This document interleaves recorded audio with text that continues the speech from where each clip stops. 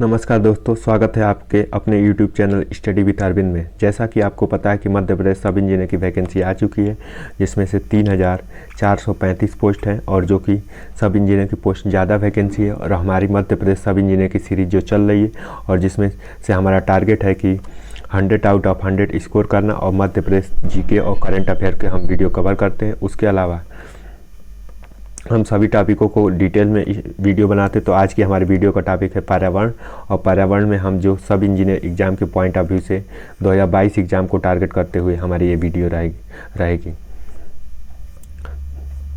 तो आते हैं पहले पॉइंट से। तो ग्रीन हाउस प्रभाव का मुख्य कारण, ग्रीन हाउस प्रभाव के कारण पृथ्वी का तापमान बढ़ता है या घटता है। तो ग्रीन हाउस के कारण पृथ्वी का तापमान बढ़ता है। ग्रीन हाउस प्रभाव क्या होती है? तो ग्रीन हाउस प्रभाव जैसे CO2 यानी कार्बन डाइऑक्साइड गैस की मात्रा को बढ़ जाता है, जिससे पृथ्वी का टेम्परेचर ज़्यादा बढ़ जाता है। पर्यावरण का दुश्मन किस वृक्ष को कहा जाता है? तो पर्यावरण का दुश्मन किस वृक्ष को कहा जाता है? तो यूकेलिप्टस यानी सफ़ेदा वृक्ष को पर्यावरण का दुश्मन कहा जाता है। उसके बाद ग्रीन हाउस प्रभाव के कारण सूर्य की किरणें पृथ्वी पर आ जाती हैं, लेकिन कार्बन डाइऑक्साइड गैस के कारण घेरे को वापस नहीं जा पाती।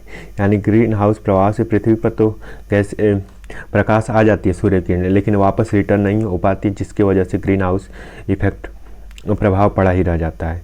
उसके बाद राष्ट्रीय वन नीति में के अनुसार कितने % भागों पर वन होना चाहिए? मतलब जैसे एक पार्टिकुलर एरिया पर कितने % भागों में वन होना चाहिए? तो ये 33% भागों पर वन होना चाहिए। उसके बाद ग्रीन पीस क्या है? तो एक पर्यावरण नीति है। और ग्रीन पीस क्या है? तो एक पर्यावरण नीति है। पर्यावरण विभाग की स्थापना कब हुई? तो 1980 में हुई। संयुक्त राष्ट्र पर्यावरण कार्यक्रम का हेडक्वार्टर कहाँ पर है? Nairobi, Kenya. तो संयुक्त राष्ट्र कार्यक्रम का हेडक्वार्टर है जो नैरोबी, केन्या में है। नैरोबी जो कि केन्या में है, यहाँ पर है।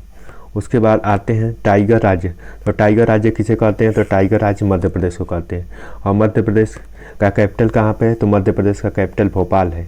उसके अलावा मध्य प्रदेश को और किस नामों से जाना जाता है? जैसे हृदय प्रदेश कहा जाता है, उसके बाद मध्य प्रदेश कहा जाता है। उसके अलावा सोया स्टेट भी कहा जाता है, क्योंकि यहाँ पर सोयाबीन की फसल ज़्यादा होती है, इसलिए सोया स्टेट नाम से जाना जाता है।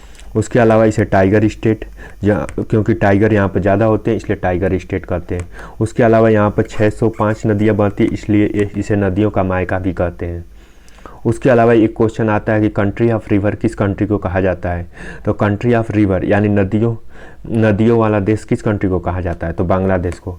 और भारत अपनी जो कि सीमा सबसे ज़्यादा किस देश के साथ साझा करती है? तो भारत अपनी सीमा सबसे ज़्यादा बांग्लादेश के साथ साझा करती है। वहीं सबसे कम सीमा किस देश के साथ साझा करती है? तो वो है अफगानिस्तान। बांग्लादेश की कैपिटल कहाँ पे है? तो ढाका है। उसके अलावा बीमसेट का हेडक्वार्टर कहाँ पे है? तो ढाका है। बीमसेट में कितनी कंट्री आती हैं? तो 7 कंट्री आती हैं। अब आते हैं हम अपने दूसरे पॉइंट पर। वन महोत्सव किसने प्रारंभ किया? तो KM मुंशी ने किया। और वन महोत्सव प्रारंभ किसने किया? तो KM मुंशी ने किया। विश्व वन्य जीव संरक्षण कोष कहाँ पे है? तो ये स्विट्जरलैंड में है। सफोकेशन प्रोसेस क्या होता है? तो सफोकेशन यानी वो प्रोसेस होता है जहाँ पर ऑक्सीजन की कमी होती है, उस जगह को सफोकेशन कहते हैं। जैसे सपोज करिए कि एक पार्टिकुलर एरिया है, यहाँ पर ऑक्सीजन नहीं होता है, यानी आइसोलेटेड चैम्बर। यानी सपोज कीजिए कि आइसोलेटेड क्या होता है? तो जहाँ पे एक पार्टिकुलर एरिया फिक्स हो और जहाँ पर ऑक्सीजन की कमी ना हो, तो उस एरिया को सफोकेशन कहते हैं। जहाँ जीवों का प्रभाव बहुत कम होता है, ऑक्सीजन जहाँ नहीं रहेगी वहाँ जीव की होना मुश्किल होगा। सर्वाधिक ओजोन गैस में कौन सी सर्वाधिक गैस होती है? तो CFC क्या होता है? तो CFC क्लोरोफ्लोरोकार्बन होता है। उसके बाद वृक्षों का आदमी किसे कहा जाता है? तो सुंदरलाल बहुगुणा। और वृक्षों का आदमी किसे कहा जाता है? सुंदरलाल बहुगुणा। और सुंदरलाल बहुगुणा ने कौन से आंदोलन चलाए थे? तो चिपको आंदोलन। और चिपको आंदोलन इस समय जहाँ पर हुआ था वो कौन सी जगह पर है? तो ये है उत्तराखंड में, और उत्तराखंड की कैपिटल है देहरादून। तो वृक्षों का आदमी सुंदरलाल बहुगुणा को कहा जाता है। और चिपको आंदोलन में हुआ क्या था? तो लोग एक वृक्ष के पास चिपक गए थे और उसके बाद उसे पकड़ लिए थे। इस वजह और वृक्षों को बचाने के लिए डटे रहे। उसके बाद सर्वाधिक जैव विविधता वाला ट्रॉपिकल, जहाँ पर सर्वाधिक जैव विविधता कहाँ पे होती है, तो ट्रॉपिकल रेन फॉरेस्ट एरिया पर सबसे ज़्यादा जैव विविधता होती है। बॉटनिकल पार्क कहाँ पे है, तो बॉटनिकल पार्क लखनऊ में है। और लखनऊ कहाँ पे है, तो लखनऊ उत्तर प्रदेश की कैपिटल है। और ये लखनऊ किस नदी के किनारे बसा हुआ है, तो गोमती नदी के किनारे बसा हुआ है। और उत्तर प्रदेश के चीफ मिनिस्टर कौन है, तो योगी आदित्यनाथ हैं। उसके अलावा उत्तर प्रदेश में डिस्ट्रिक्ट की संख्या कितनी है, तो उत्तर प्रदेश में डिस्ट्रिक्ट की संख्या 75 है। लोकसभा की सीटें कितनी है, तो 80 हैं। लोकसभा की सीट 80 है। उसके अलावा विधानसभा की सीटें कितनी हैं, तो 403 हैं। उसके बाद विधान परिषद की सीटें, राज्यसभा की सीटें कितनी हैं, तो राज्यसभा की सीटें 100 हैं। राज्यसभा की सीटें 100, विधानसभा की सीटें 403, लोकसभा की सीटें 80 हैं। उसके अलावा डिस्ट्रिक्ट कितने हैं, तो डिस्ट्रिक्ट 80 हैं उत्तर प्रदेश में। उसके बाद पृथ्वी दिवस कब मनाया जाता है, तो पृथ्वी दिवस 22 अप्रैल को मनाया जाता है। और पृथ्वी दिवस 22 अप्रैल को, 22 मार्च को क्या मनाया जाता है, तो 22 मार्च को वाटर डे दिवस यानी जल दिवस मनाया जाता है। उसके अलावा 5 जून को क्या मनाया जाता है, तो 5 जून को इन्वायरमेंटल डे मनाया जाता है। इन्वायरमेंटल डे यानी पर्यावरण दिवस मनाया जाता है। और 22 मार्च को वाटर दिवस, 22 अप्रैल को पृथ्वी दिवस।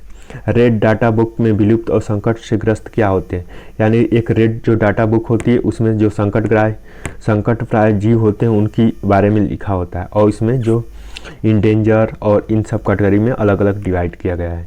विश्व का सबसे प्रदूषित नगर कौन है, मैक्सिको सिटी। और मैक्सिको सिटी क्या है, तो मैक्सिको की राजधानी है। और विश्व का सबसे प्रदूषित शहर मैक्सिको सिटी है। CNG का फुल फॉर्म क्या है, तो कंप्रेस्ड नेचुरल गैस। CNG यानी compress natural, C stand for compress, N stand for natural और G स्टैंड फॉर गैस, तो कंप्रेस्ड नेचुरल गैस। उसके बाद ध्वनि हम कितने सुन सकते हैं, तो अकॉर्डिंग टू WHO यानी वर्ल्ड हेल्थ ऑर्गेनाइजेशन, इसका हेडक्वार्टर कहाँ पे है, तो इसका हेडक्वार्टर जेनेवा में है। और कितने डेसिबल तक हम सुन सकते हैं, तो 65 डेसिबल तक हम सुन सकते हैं। उसके बाद जेनेवा में और किन चीज़ों का हेडक्वार्टर है, तो जेनेवा में ILO यानी इंटरनेशनल लेबर ऑर्गेनाइजेशन का। उसके अलावा मेट्रोलॉजिकल यानी मौसम विभाग संबंधी का भी हेडक्वार्टर जेनेवा में है। मेट्रोलॉजिकल और ILO इंटरनेशनल लेबर ऑर्गेनाइजेशन का हेडक्वार्टर भी जेनेवा में है। और उसके अलावा WHO का भी है। तो ध्वनि हम कितने डेसिबल से सुन सकते हैं, बेटर होती है तो 65 डेसिबल के लिए। और मानव का कान कितने डेसिबल तक सुन सकता है, तो 20 से 20,000 हर्ट्ज तक हम ध्वनि सुन सकते हैं। उसके बाद भविष्य का ईंधन क्या है, तो भविष्य का ईंधन हाइड्रोजन है। और हाइड्रोजन को किसे डिनोट करते हैं, H से। इसका परमाणु क्रमांक होता है 1। उसके बाद ये हाइड्रोजन में जो कि 1 होता है, तो इसलिए इसमें न्यूट्रॉन ये पीरियोडिक टेबल का पहला मेटल होता है। भारत का पर्यावरण शिक्षा केंद्र अहमदाबाद गुजरात में। तो भारत में जो पर्यावरण शिक्षा केंद्र मतलब इन्वायरमेंटल एजुकेशन सेंटर कहाँ पे है, तो अहमदाबाद गुजरात में है। और अहमदाबाद कौन से नदी के किनारे बसा हुआ है, तो अहमदाबाद साबर नदी के किनारे बसा हुआ है। गुजरात जो कि भारत का वेस्ट स्टेट है, ठीक। उसके बाद इंदिरा गांधी वानिकी दिवस कब मनाया जाता है, तो 21 मार्च को मनाया जाता है। वहीं 22 मार्च को क्या मनाया जाता है, तो 22 मार्च को क्या मनाया जाता है, 22 मार्च को वाटर डे मनाया जाता है। 5 जून को क्या मनाया जाता है, तो 5 जून को इन्वायरमेंटल डे मनाया जाता है। उसके अलावा 28 फरवरी को क्या मनाया जाता है, तो साइंस डे मनाया जाता है। उसके अलावा 11 जुलाई को क्या मनाया जाता है, तो 11 जुलाई को क्या मनाया जाता है, 11 जुलाई को विश्व जनसंख्या दिवस मनाया जाता है। तो एक बार फिर से रिपीट करते हैं, 21 मार्च को इंदिरा गांधी वानिकी दिवस, 22 मार्च को वर्ल्ड वाटर डे, उसके बाद 5 जून को इन्वायरमेंटल डे, उसके बाद 11 जुलाई को विश्व जनसंख्या दिवस 28 फरवरी को साइंस डे। और साइंस डे किसके जन्मदिन पर मनाया जाता है? जन्मदिन पर नहीं, सीवी रमन, यानी सीवी रमन जिन्होंने 1930 में सीवी रमन इफेक्ट की खोज की थी, उस पर उन्हें नोबेल प्राइज़ मिला था, इसलिए 28 फरवरी को नेशनल साइंस डे के रूप में सेलिब्रेट किया जाता है। उसके अलावा 12 जनवरी को क्या मनाया जाता है? तो 12 जनवरी को यूथ डे के रूप में सेलिब्रेट किया जाता है। और इंटरनेशनल 10 जनवरी को क्या सेलिब्रेट किया जाता है? तो 10 जनवरी को इंटरनेशनल हिंदी दिवस। इंटरनेशनल हिंदी दिवस, वही नेशनल हिंदी दिवस किस दिन को मनाया जाता है? तो 14 सितंबर को नेशनल हिंदी दिवस मनाया जाता है। और संविधान में कब एडॉप्ट किया गया था हिंदी भाषा को? तो 1949 में। भारतीय वन प्रबंधन संस्थान कहाँ पे है? तो भोपाल में है। तो भारतीय वन प्रबंधन संस्थान जो भोपाल में है। उसके बाद आपदा के प्रकार, तो आपदा के कितने प्रकार होते हैं? तो आपदा के एक मानव निर्मित और एक जैसे कि सूखा, चक्रवात, बादल का फटना और भूस्खलन, ये प्राकृतिक होते हैं और एक मानव निर्मित होते हैं। तो जो प्राकृतिक होते हैं जैसे कि बाढ़ आ गई, सूखा आ गया, चक्रवात आ गया, बादल का फटना, भूस्खलन, ये सब चीज़ें होती हैं। रासायनिक दुर्घटना, जो कि रासायनिक दुर्घटना जैसे कि केमिकल फर्टिलाइजर, जैसे कि आप बात करें 2-3 दिसंबर को क्या हुआ था भोपाल 1984 में? तो भोपाल गैस त्रासदी हुई थी। और उसमें कौन सी गैस निकली थी? तो methyl isocyanide, MIC, methyl isocyanide gas जो पास हुई थी, और ये 2-3 दिसंबर को रात को 1 बजे हुई थी। उसी तरह परमाणु दुर्घटना, तो परमाणु दुर्घटना जैसे मानव निर्मित है, जैसे 5 अगस्त और 9 अगस्त। 5 अगस्त को कहाँ पे हुआ? 1945। 5 अगस्त को हिरोशिमा में परमाणु दुर्घटना हुई, 9 अगस्त को नागासाकी में। और नागासाकी ये दोनों कौन से कंट्री में है? तो ये जापान में है। और तो कौन बम गिराया था? तो परमाणु दुर्घटना कहाँ पे हुई थी? तो वो हिरोशिमा और नागासाकी दोनों जापान में है। 5 अगस्त और 9 अगस्त को इन पर बम गिराया गया था। महामारी जैसे चेचक, कोरोना, ये सब है। जनसंख्या विस्फोट, जनसंख्या की बढ़ती हुई, और उसके बाद मानव जनित स्खलन। तो ये सब 2 तरह की आपदाएं होती हैं, एक प्राकृतिक और एक मानव निर्मित। उसके बाद भूकंप का अर्थ, तो भूकंप का अध्ययन को कहते हैं सिस्मोलॉजी। और रिएक्टर स्केल पर भूकंप कितने से 0 से 9 तक स्केल होता है। उसके अलावा भूकंप यंत्र होता है सिस्मोग्राफ। सर्वाधिक भूकंप वाला देश, सबसे ज़्यादा भूकंप कहाँ पर होता है? तो जापान में होता है। भूकंप मापन इकाई क्या होती है? तो रिएक्टर स्केल होती है। रिएक्टर स्केल का पैमाना क्या होता है? 0 से 9 के बीच में वैरी करता है। समुद्र में उठने वाले भूकंप की लहरें होती हैं सुनामी। भारत में सर्वाधिक भूकंप क्षेत्र हिमालय पर्वत गुजरात में है। तो भारत के सर्वाधिक भूकंप क्षेत्र हिमालय गुजरात में है। सुनामी शब्द का जापानी भाषा में रिएक्टर स्केल पर रखते हैं। तो भूकंप को एक बार ब्रीफ से समझते हैं। भूकंप को जिस अध्ययन को सिस्मोलॉजी कहते हैं। भूकंप जिस यंत्र से मापा जाता है सिस्मोग्राफ कहते हैं। सर्वाधिक भूकंप वाला देश जापान है। भूकंप मापन इकाई है Richter scale. Richter scale vary करता है 0 से 9 तक। उसके बाद समुद्र में उठने वाले भूकंप को सुनामी कहते हैं। और उसके बाद भारत के सर्वाधिक भूकंप वाला क्षेत्र हिमालय का हिमाचल प्रदेश या और गुजरात एरिया, जो 2 हैं वो आते हैं। उसके बाद विश्व का सबसे बड़ा महाद्वीप कौन है? तो विश्व का सबसे बड़ा महाद्वीप एशिया है। उसके बाद और कौन कौन से महाद्वीप हैं? तो जैसे ऑस्ट्रेलिया महाद्वीप है। उसके बाद यूरोप महाद्वीप है। उसके बाद साउथ अमेरिका, नॉर्थ अमेरिका, उसके बाद ऑस्ट्रेलिया, एशिया, अफ्रीका और उसके बाद एशिया। तो विश्व का सबसे ऊंची चोटी कौन सी है? तो माउंट एवरेस्ट है। माउंट एवरेस्ट की ऊंचाई कितनी है? तो 8,848, कहीं कहीं पर 8,850 भी दिया रहता है। तो विश्व की सबसे ऊंची चोटी माउंट एवरेस्ट, ये कहाँ पे है? तो ये नेपाल में है। तो विश्व की सबसे बड़ा महाद्वीप कौन सा है? तो एशिया महाद्वीप है। विश्व की सबसे ऊंची चोटी माउंट एवरेस्ट 8,848। एसोसिया क्या कहते हैं? अफ्रीका स्वेज अलग करता है स्वेज नहर। जैसे लाल सागर और रेड, 2 सागरों के बीच में जो नहर बहती है, जैसे कि लाल सागर इजिप्ट में, जैसे इजिप्ट यानी मिस्र कंट्री में लाल सागर, भूमध्य सागर और लाल सागर को जो जोड़ती है उस नहर को क्या कहते हैं? तो स्वेज कैनाल कहते हैं। और स्वेज कैनाल जो कि ट्रांस इंपोर्ट एक्सपोर्ट के लिए बहुत ही फेमस कैनाल है, जो कि काफ़ी कम दूरी को घटा देती है। उसके बाद इसे छोड़िए, विश्व का सबसे ऊंचा पठार कौन है? तो पामीर का पठार है।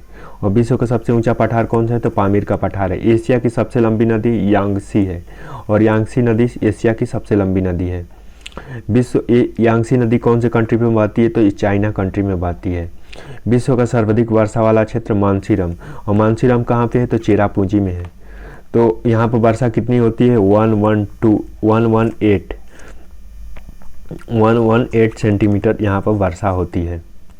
यही मानसीराम चेरापूंजी में है। लाल सागर और भूमध्य सागर को कौन सी कैनाल जोड़ती है? तो सपोज करके ये लाल सागर है, ये भूमध्य सागर है, इन दोनों को आपस में कौन जोड़ता है? तो स्वेज कैनाल जोड़ती है। और एक स्वेज कैनाल किस कंट्री से पास होकर जाती है? तो मिस्र कंट्री से पास होकर जाती है। विश्व का दूसरा सबसे बड़ा महाद्वीप अफ्रीका को स्वर्ण जीना स्वर कहते हैं। हीरो की नगरी कहाँ पे है? तो हीरो का नगर तो इम्ब्रेली है, जो कि हीरो का नगर कहते हैं। उसके अलावा भारत में हीरा की खान कौन है?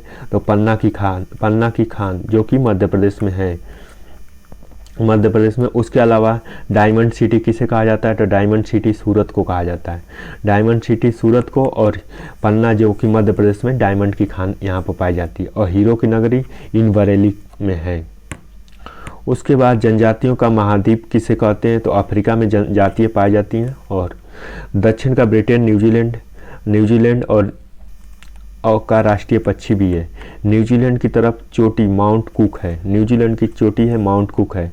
लैंड ऑफ कंगारू किसे कहते हैं? तो लैंड ऑफ कंगारू ऑस्ट्रेलिया कहते हैं। उसके अलावा ऑस्ट्रेलिया और न्यू पपुआ गिनी में के बीच में क्या पाया जाता है? तो ऑस्ट्रेलिया और न्यू पपुआ गिनी के बीच में कोरल रीफ पाए जाते हैं। कोरल रीफ जो कि ग्रेट बैरियर रीफ कहाँ पाए जाते हैं? तो ग्रेट बैरियर रीफ ऑस्ट्रेलिया में पाए जाते हैं, और जो ऑस्ट्रेलिया और न्यू पपुआ गिनी के बीच में होते हैं। दक्षिण का ब्रिटेन, न्यूजीलैंड राष्ट्रीय पक्षी भी रहता है। न्यूजीलैंड की तरफ माउंट कुक है। उसके बाद लैंड ऑफ कंगारू ऑस्ट्रेलिया में है। वनों का देश किसे कहते हैं? यानी वनों का देश किसे कहा जाता है? तो वनों का देश कांगो को कहा जाता है। सबसे बड़ा बंदरगाह कौन है? तो न्यूयॉर्क है।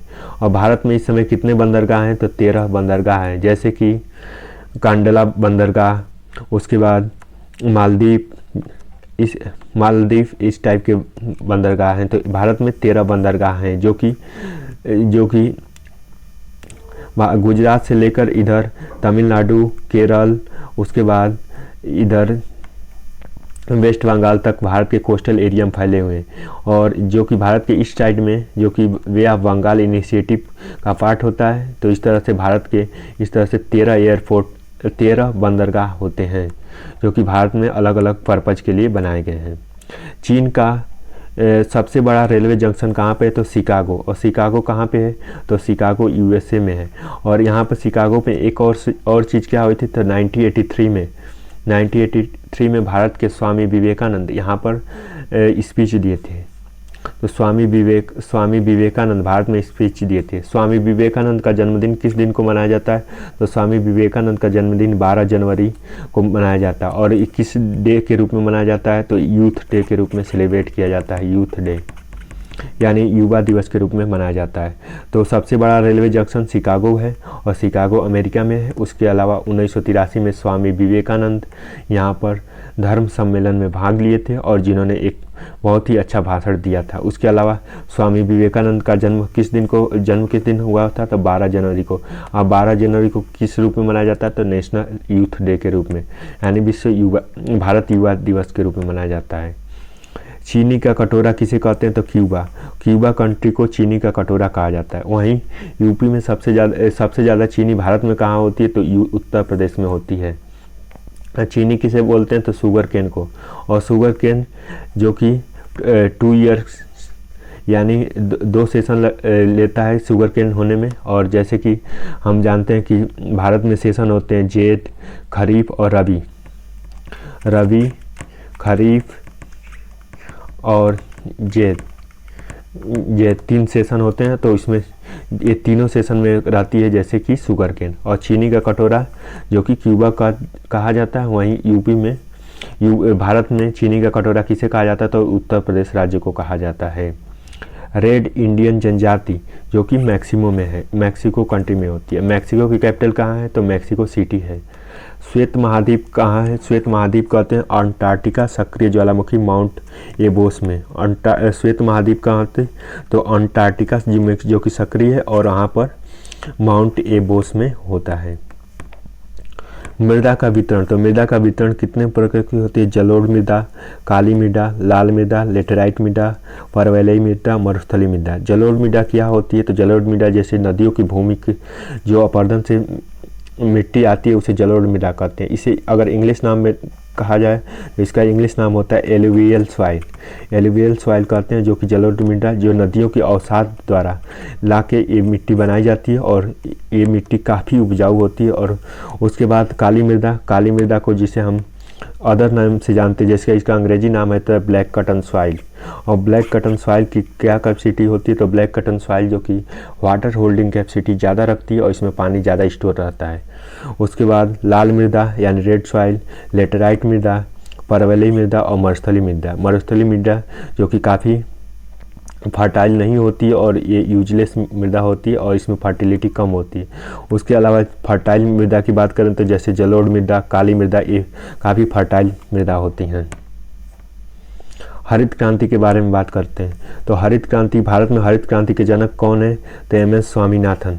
और भारत में हरित क्रांति के जनक कौन है, तो एम.एस. स्वामीनाथन। विश्व में हरित क्रांति के नॉर्मन बोरलॉन्ग है, नॉर्मन बोरलॉन्ग है। और नॉर्मन बोरलॉन्ग किस कंट्री से है, तो नॉर्मन बोरलॉन्ग यूएसए कंट्री से है। और तो भारत में हरित क्रांति के जनक एम.एस. स्वामीनाथन, विश्व में हरित क्रांति के जनक नॉर्मन बोरलॉन्ग है। हरित क्रांति का संबंध है खाद्यान्न उत्पादन से, तो हरित क्रांति का संबंध कहाँ से है, तो खाद्यान्न उत्पादन से। हरित क्रांति का सबसे प्रभाव किस पर पड़ा, तो गेहूं पर पड़ा। उसके बाद श्वेत क्रांति के जनक, श्वेत क्रांति किससे संबंधित होती है, तो श्वेत क्रांति दुग्ध उत्पादन से संबंधित होती है। उसके बाद श्वेत क्रांति के जनक कौन है, तो डॉक्टर वर्जिन कुरियन। और श्वेत क्रांति के जनक है कौन, तो डॉक्टर वर्जिन कुरियन। उसके बाद श्वेत क्रांति, डॉक्टर वर्जिन कुरियन का जन्मदिन 26 नवंबर को मनाया जाता है। 26 नवंबर को दूध दिवस के रूप में मनाया जाता है। उसके अलावा 26 नवंबर को यानी 26 नवंबर को कॉन्स्टिट्यूशन डे के रूप में भी सेलिब्रेट किया जाता है।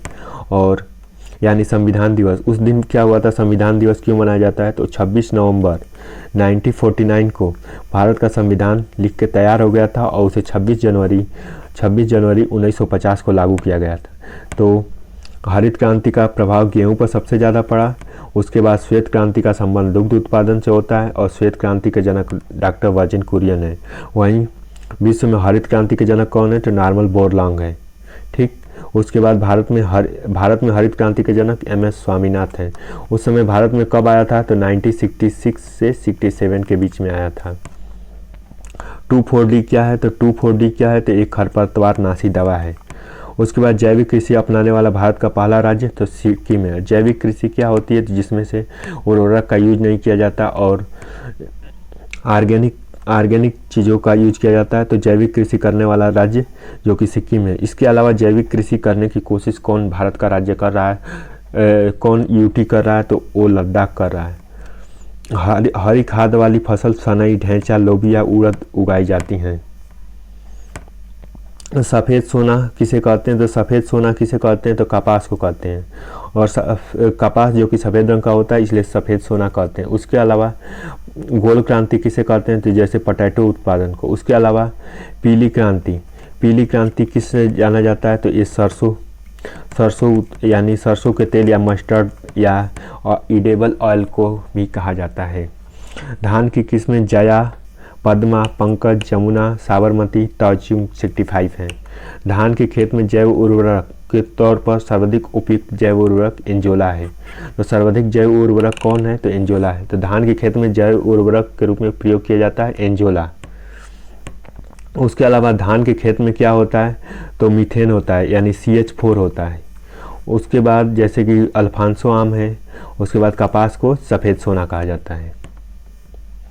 भारत के प्रमुख पठार, तो भारत के प्रमुख पठार कौन कौन से हैं? तो भारत का सबसे बड़ा पठार दक्कन का पठार जो कि महाराष्ट्र में है। भारत का सबसे ऊंचा पठार लद्दाख जो कि जम्मू कश्मीर में है।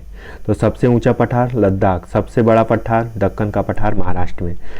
विश्व का सबसे ऊंचा पठार तिब्बत का पठार चीन कहते हैं।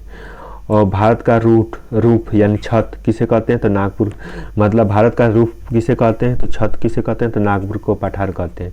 और झारखंड, नागपुर का पठार झारखंड संसार की छत पामीर, संसार की छत किसे कहते हैं? तो पामीर के पठार को। भारत का छत किसे कहते हैं? तो नागपुर के पठार जो कि झारखंड में है। भारत में दक्कन का पठार, उसके बाद छोटा नागपुर का पठार, भील का पठार, मालवा का पठार, श्रीलंका का पठार, बघेलखंड का पठार, मेवाड़ का पठार। रामसर साइट, भारत में रामसर साइट के बारे में जानते हैं। तो रामसर सम्मेलन कब हुआ था? तो 2 फरवरी 1971 को रामसर सम्मेलन हुआ था। और रामसर कहाँ पे हुआ था? तो रामसर ईरान शहर में हुआ था। और भारत में रामसर साइटों की संख्या कितनी है? तो 47 है। उसके अलावा भारत का पहला रामसर साइट कौन था? तो चिल्का झील थी। रामसर आर्द्रभूमि के संरक्षण के बारे में 2 फरवरी 1971 में ईरान में रामसर शहर में हुआ था। भारत में वर्तमान में आर्द्रभूमियों की संख्या कितनी है? तो 47 है।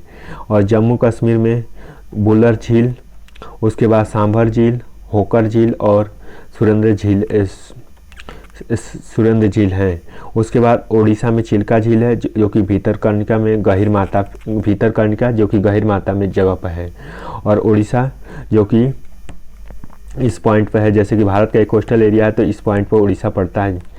उसके बाद आंध्र प्रदेश के लुजिंग त्रिपुरा और रुद्रसागर झील है। लुजिंग त्रिपुरा और रुद्रसागर झील है। पश्चिम बंगाल में पूर्वी कोलकाता और सुंदरवन का डेल्टा है। पश्चिम बंगाल में कोलकाता में सुंदरवन का डेल्टा कौन बनाता है? तो इधर से ब्रह्मपुत्र नदी और इधर से गंगा नदी सुंदरवन का डेल्टा बनाती हैं। यहाँ पर क्या पाया जाता है सुंदरवन के डेल्टा में? तो मैंग्रोव की वनस्पतियाँ पाई जाती हैं। उसके बाद वेस्ट बंगाल का शोक किसे कहते हैं? तो दामोदर नदी को कहते हैं। उसके बाद बिहार का शोक किसे कहते हैं? तो कोसी नदी को कहते हैं। तो पश्चिम बंगाल में जैसे कि जीआई टैग की बात करें तो फाला जीआई टैग यहाँ पर ही दिया गया था। और किस चीज़ को जीआई टैग दिया गया था? फर्स्ट जीआई टैग तो ये दार्जिलिंग की चाय को दिया गया था। और ये कब दिया गया था? तो 2003 में दार्जिलिंग की चाय को जीआई टैग दिया गया था। उसके अलावा पश्चिम बंगाल की कैपिटल है कोलकाता और यहाँ की आर्द्र भूमि है सुंदरवन का डेल्टा। मध्य प्रदेश में भोज आर्द्र भूमि, मध्य प्रदेश में जो भोज आर्द्र भूमि है इसको डेल्टा दिया गया है। और मध्य प्रदेश में भोज आर्द्र भूमि कहाँ पे है? तो ये भोपाल में है। और भोपाल में दो लेकों का कॉम्बिनेशन है, अपर लेक एंड लोअर लेक। और दोनों लेकों को मिला के एक भोजताल यानी आर्द्र भूमि की दिया गया है। उसके बाद भारत का सबसे बड़ा कोयला क्षेत्र कहाँ पे है? तो दामोदर घाटी पे। और दामोदर घाटी कहाँ पे है? तो ये वेस्ट बंगाल में है। भारत का सबसे बड़ा कोयला खनन वाला क्षेत्र झरिया झारखंड जो कि झारखंड में है। किस प्रकार के कोयले में कार्बन का प्रतिशत अधिक होता है? तो एंथ्रेसाइट कोयले में 80% होता है। वहीं 95% भूरा कोयले में यानी 95% जो कि भूरा कोयले में होता है। और इसे अंतनाइट कोयला भी कहते हैं। यानी 95% जो पार्ट होता है ये भूरा कोयले में होता है। उसके बाद 80% एंथ्रेसाइट में होता है। और इसे भूरे कोयले को क्या कहा जाता है? तो इसे नाइट कोयला के नाम से भी जाना जाता है। भारत की पहली तेल शोधक कारखाना स्थापित किया गया था तो असम के डिगबोई में। तो भारत की जो पहली तेल की जो शोधक कारखाना है असम के डिगबोई में किया गया था। उसके अलावा भारत में जो कि अन्य तेल शोधक कारखाना है जैसे मथुरा रिफाइनरी और तेल शोधक कारखानों में क्या किया जाता है? तो तेल शोधक कारखानों में जैसे कि जो कि तेल निकलते हैं यानी तेल जो कि इम्प्योर फॉर्मेट में होते हैं उन्हें रिफाइन किया जाता है। उनसे अलग अलग चीज़ें बनाई जाती है जैसे कि बिटुमिनस, केरोसिन ऑयल, उसके अलावा बिटुमिनस, केरोसिन ऑयल, उसके बाद एंथ्रेसाइट, उसके बाद पेट्रोलियम पदार्थ, उसके बाद ग्रीस, इन सब चीज़ों को अलग अलग डिवाइड करके पेट्रोलियम में उनका अलग अलग यूज होता है और उसके हिसाब से बनाया जाता है। भारत में पवन ऊर्जा के उत्पादन का प्रथम राज्य कौन सा है? तो तमिलनाडु है। तो पवन ऊर्जा यानी एयर एनर्जी एयर एनर्जी जो कि पहला राज्य है। तमिलनाडु और सबसे भारत का प्रथम राज्य उत्पादित तमिलनाडु। और तमिलनाडु कहाँ पर पड़ता है? तो तमिलनाडु यहाँ पर पड़ता है जो कि वेस्ट साइड से आती, मतलब वेस्ट साइड से आती है, जिसके अरब सागर के पास से मतलब जुड़ा हुआ है। बायोडीजल का निर्माण किस पौधे से किया जाता है? तो जेट्रोफा पौधे से बायोडीजल का निर्माण किया जाता है और पृथ्वी के भूभाग से प्राप्त होता है। ये पृथ्वी के भूभाग से प्राप्त किया जाता है। उसके बाद पेट्रोल के लिए प्रसिद्ध बंदरगाह कौन सा है? हल्दिया, हुगली नदी पर के तट पर बंगा। तो पेट्रोल के लिए प्रसिद्ध कौन सा है? तो हल्दिया। जैसे कि ये भारत है तो यहाँ पर हल्दिया जो एयरपोर्ट है यहाँ वेस्ट बंगाल होता है, उड़ीसा के पास जो कि हल्दिया एयरपोर्ट पर। भारत में जारी बंदरगाहों का उदाहरण Kandla diamond harbour airport. Deendayal बंदरगाह का नाम चेंज किया गया है जो कि कांडला गुजरात में है। और दीनदयाल बंदरगाह जो कि नाम चेंज किया कांडला बंदरगाह का जो कि गुजरात में है। भारत का सबसे लंबी सड़क भूपेंद्र हजारिका पुल जो कि ढोला सदिया से 9.5 किलोमीटर है। भूपेंद्र हजारिका पुल निर्मित किया गया था ब्रह्मपुत्रा नदी पर।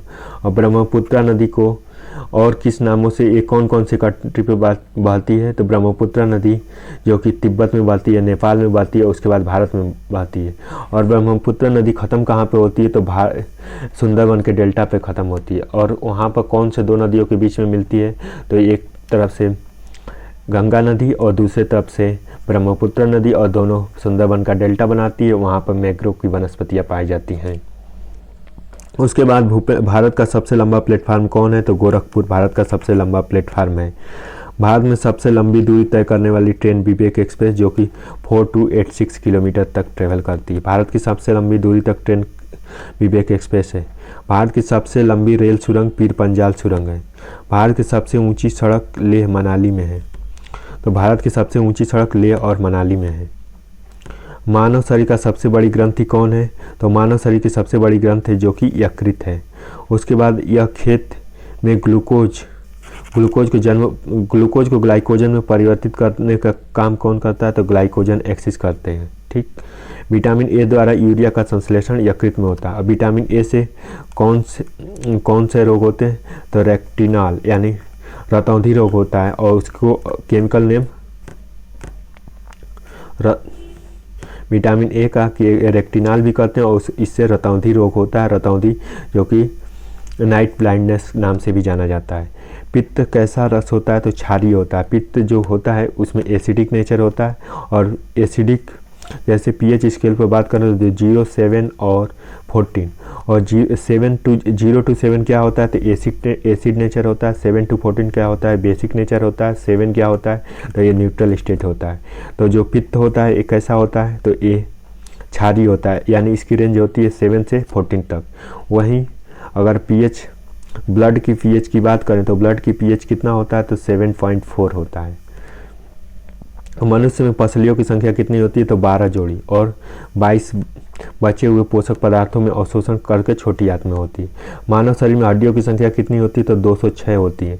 वही एक बच्चे में दांतों की संख्या कितनी होती है? तो 20 होता है। वहीं एक वयस्क मनुष्य में दांतों की संख्या कितनी होती है? तो 32 होता है। तो मानव में शरीर की हड्डियों की संख्या 206 होती है, दांत की संख्या 20 होती है एक बच्चे में, और एक वयस्क में 32 होती हैं। मनुष्य में पसलियों की संख्या 12 जोड़ी होती है और या 12 बचे हुए पोषक पदार्थों को अवशोषण करने में छोटी आंत में जाता है। मानव शरीर की दूसरी सबसे बड़ी ग्रंथि कौन है? तो अग्नाशय है। मानव शरीर की दूसरी सबसे बड़ी ग्रंथि कौन है? तो अग्नाशय है। एंजाइम को रासायनिक प्रकृति होता है, प्रोटीन होता है। और एंजाइम जो कि रासायनिक केमिकल नेचर होता है वो प्रोटीन होता है। कौन सा एंजाइम ग्लूकोज को एथेनॉल में परिवर्तित करता है और जिसे जाइमेज कहते हैं? दूध में पाया जाने वाला शर्करा कहते हैं लैक्टोज। तो दूध में कौन सा शर्करा पाया जाता है? लैक्टोज शर्करा पाया जाता है। गाय के दूध में पीला रंग होता है कैरोटीन के कारण। गाय में जो कि पीला रंग होता है कैरोटीन के कारण। दुग्ध प्रोटीन को पचाने वाला एंजाइम है वो है रेनिन जो कि दुग्ध को प्रोटीन में बचाने वाला रेनिन है। तो रेनिन है। एक वयस्क मनुष्य में हड्डियों की संख्या होती है 206। एक शिशु में हड्डियों की संख्या होती है 300। तो एक शिशु में हड्डियों की संख्या होती है 300, वहीं एक वयस्क मनुष्य में 206 होती हैं। जाति की उत्पत्ति किसने दी थी? तो चार्ल्स डार्विन ने दी थी। तो जाति की उत्पत्ति का श्रेय किसने दिया था? तो चार्ल्स डार्विन ने दिया था। उसके बाद चार्ल्स डार्विन की बुक द्वारा कौन सी? तो द स्पेसिफिक। तो चार्ल्स डार्विन की बुक कौन थी? द स्पेसिफिक थी। द ओरिजिन ऑफ स्पेसिफिक नाम की बुक, जो the origin of specific Charles Darwin की बुक थी। अफ्रीका भारत का अफीम प्राप्त किया जाता है कैप्सूल फल से। कॉफ़ी में कौन से मादक पदार्थ पाए जाते हैं? तो कैफीन नामक मादक पदार्थ पाए जाते हैं। तंबाकू में कौन सा मादक पदार्थ पाया जाता है? तो निकोटीन पाया जाता है। तंबाकू में कौन सा मादक पदार्थ पाया जाता है? तो निकोटीन पाया जाता है। चाय में कौन सा मादक पदार्थ पाया जाता है? तो थीन पाया जाता है। उसके बाद इंडिया में झूम की जो वनस्पति होती है ये कहाँ पर होती है? तो डार्जिलिंग में होती है। उसके बाद प्रकाश संश्लेषण के दौरान पौधे लेता है। तो प्रकाश संश्लेषण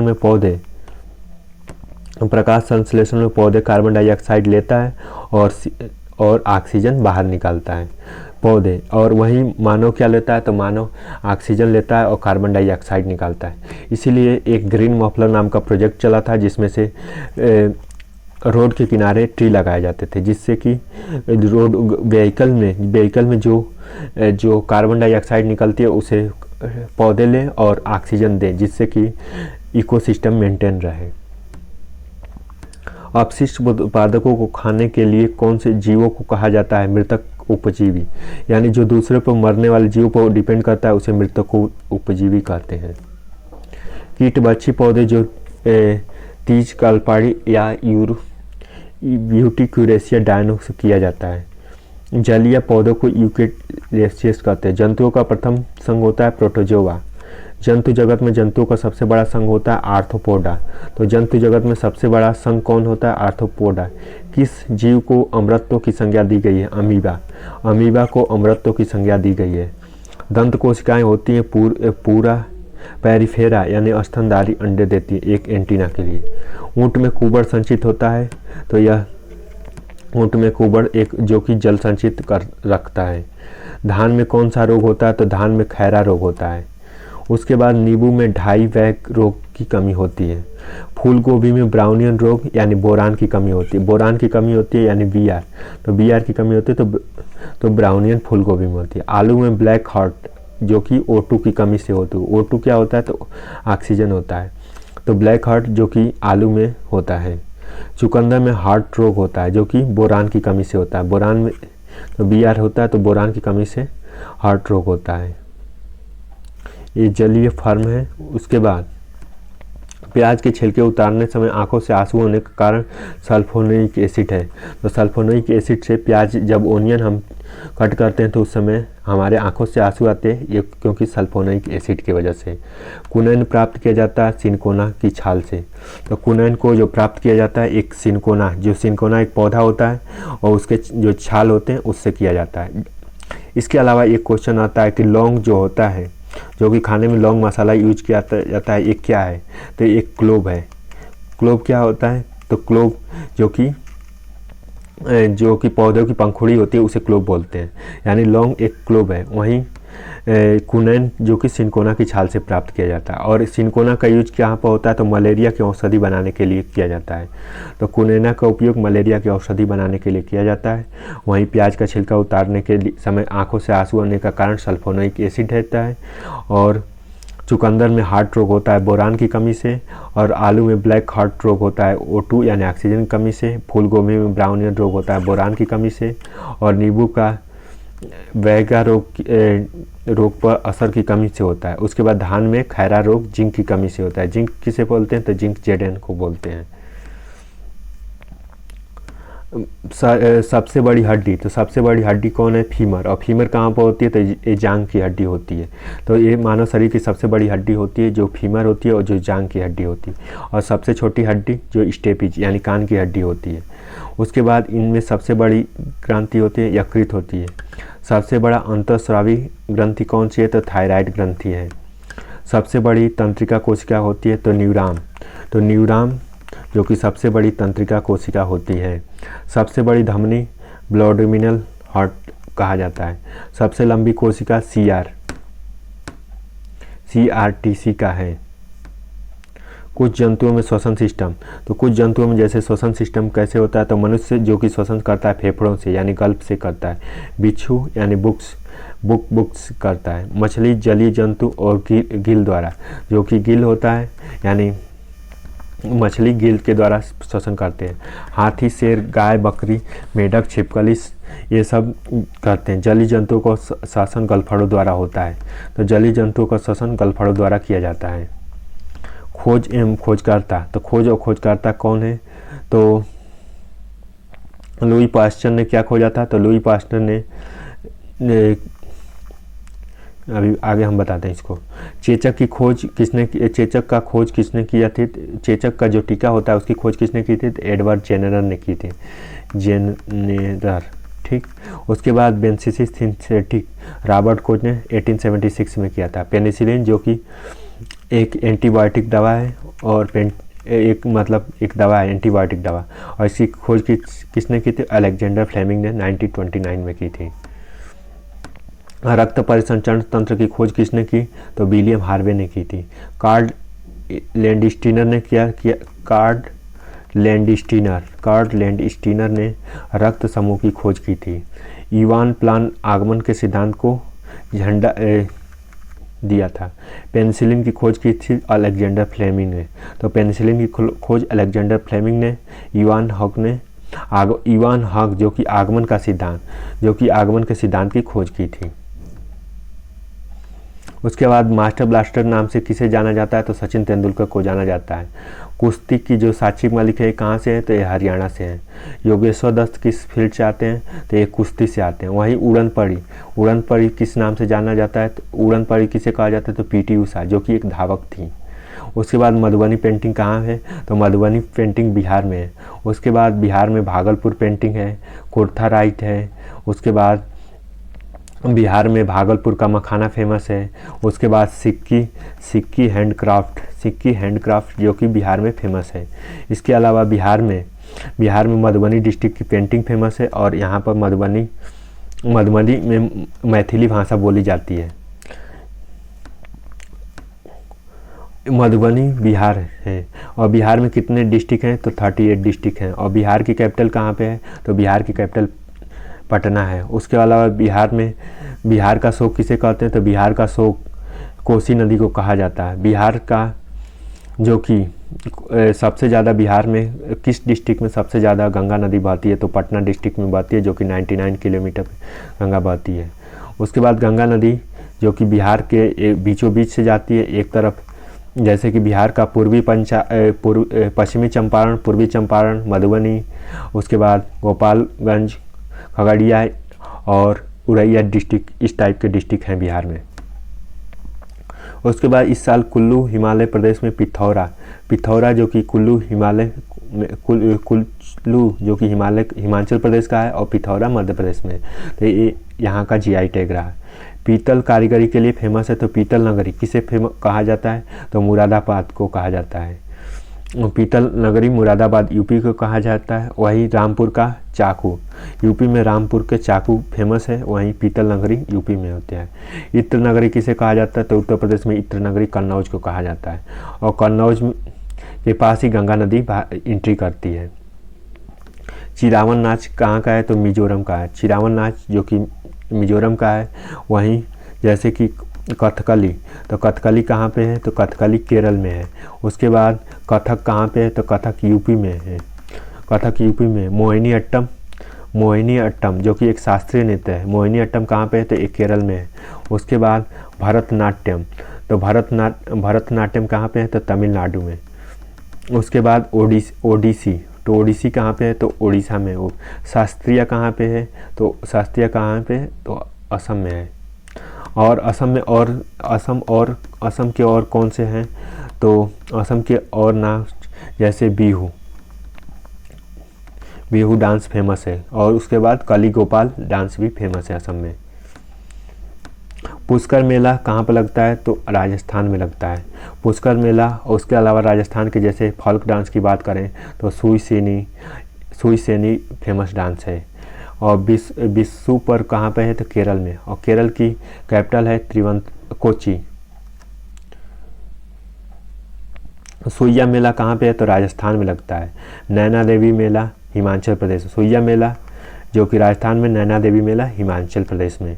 हरेला मेला भीतरताल उत्तराखंड में, और उत्तराखंड की कैपिटल है उत्तराखंड। उत्तराखंड के चीफ मिनिस्टर हैं पुष्कर सिंह धामी। माघ मेला कहाँ पर लगता है तो माघ मेला उत्तर प्रदेश में इलाहाबाद में लगता है, जो कि प्रयागराज पर लगता है, और हर साल खिचड़ी के समय यानी जनवरी मंथ में लगता है। प्रयागराज में लगता है उत्तर प्रदेश में। उसके बाद बटेश्वर मेला कहाँ पर लगता है तो बटेश्वर मेला आगरा में लगता है। नौचंडी मेला यूपी में ही लगता है। उसके बाद जैसे ददरी मेला, तो ददरी मेला कहाँ पे लगता है तो ददरी मेला बलिया पर लगता है, और ये एशिया का सेकंड लार्जेस्ट कैटल मेला होता है ददरी मेला, और वहाँ पर बलिया में लगता है यूपी में। उसके बाद ओणम फेस्टिवल कहाँ पे होता है तो केरल में होता है। लोकरंग जो कि मध्य प्रदेश में होता है। गणेश चतुर्थी मनाया जाता है महाराष्ट्र में, और महाराष्ट्र की कैपिटल कहाँ पे है मुंबई, और मुंबई महाराष्ट्र के चीफ मिनिस्टर हैं उद्धव ठाकरे। और महाराष्ट्र जो कि यहाँ का जलगांव में जो कि केला है वहाँ का जीआई टैग मिला है जलगांव केला को। बैसाखी त्यौहार जो कि पंजाब में सेलिब्रेट किया गया है। पंजाब के सीएम कौन है भगवंत मान सिंह। पोंगल त्यौहार कहाँ पर मनाया जाता है तो पोंगल तमिलनाडु में मनाया जाता है।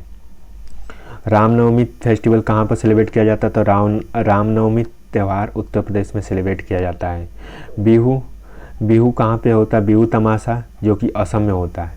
उसके बाद लोसार फेस्टिवल कहाँ पे होता है तो लोसार फेस्टिवल जो कि सिक्किम राज्य में होता है। तो thank you so much for watching this video.